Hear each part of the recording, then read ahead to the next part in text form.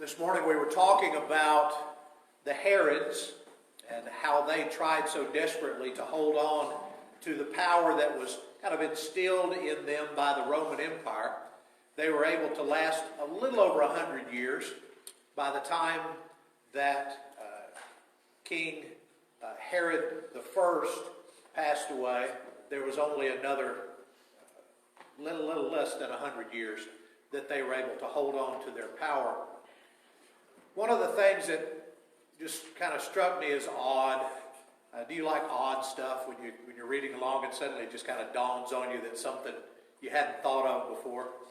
Just recently, in the last 20 years or so, they have excavated the residence of King Herod in Jerusalem. And as you might imagine, it was a very, very large residence.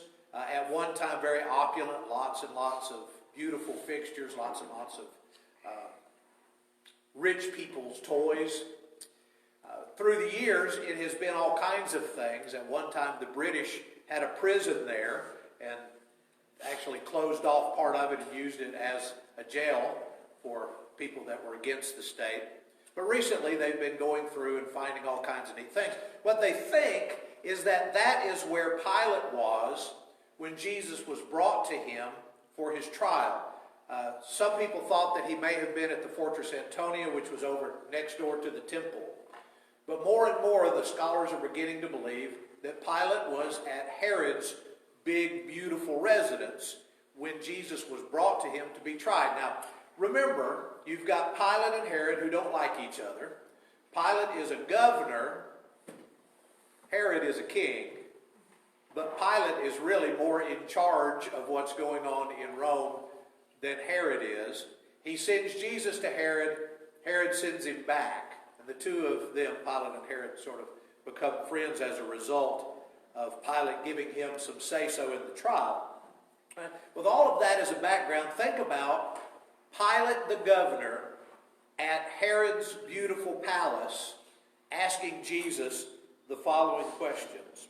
This is in John chapter 18, beginning in verse 33. So Pilate went back inside the palace, and he summoned Jesus, and he said, "Are you the king of the Jews?" Jesus answered, "Is that your own idea, or did other people talk to you about me?" "Am I a Jew?" Pilate replied. "It was your people and your chief priests who handed you over to me. What is it that you've done?" Jesus said, "My kingdom is not of this world. If it were, my servants would fight to prevent my arrest by the Jews. But my kingdom is from another place." "You are a king then," said Pilate. But Jesus answered, "You're right in saying I'm a king. In fact, for this reason I was born, and for this I came into the world, to testify to the truth. Everyone on the side of truth listens to me."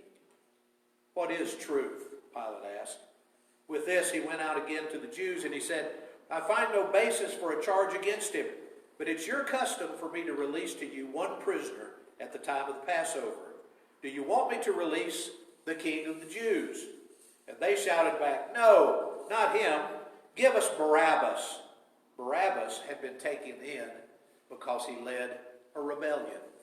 So you've got a governor talking to the King of Kings and Lord of Lords in the judgment hall of King Herod, who was the son of Herod the Great, asking him questions like, "Are you really a king?" And Jesus says, "Absolutely. I'm the King of Kings and Lord of Lords. My kingdom is not of this world. Did you notice that my disciples didn't take up the fight and try to rescue me? There are bigger things going on here than you could ever imagine." So all the people with the power are in the dark, to the point that Pilate even asks, "What is truth?" He's confused. He's in over his level. King Herod is somewhere else, wondering, what do we do about Jesus? Pilate is wondering, what do we do about Jesus? And the one true King of Kings and Lord of Lords is the only one that has any clue what's really going on in Herod's palace on that day. So keep that in mind. We serve an amazing Savior. If you need to respond, we want to help you any way we can as we sing.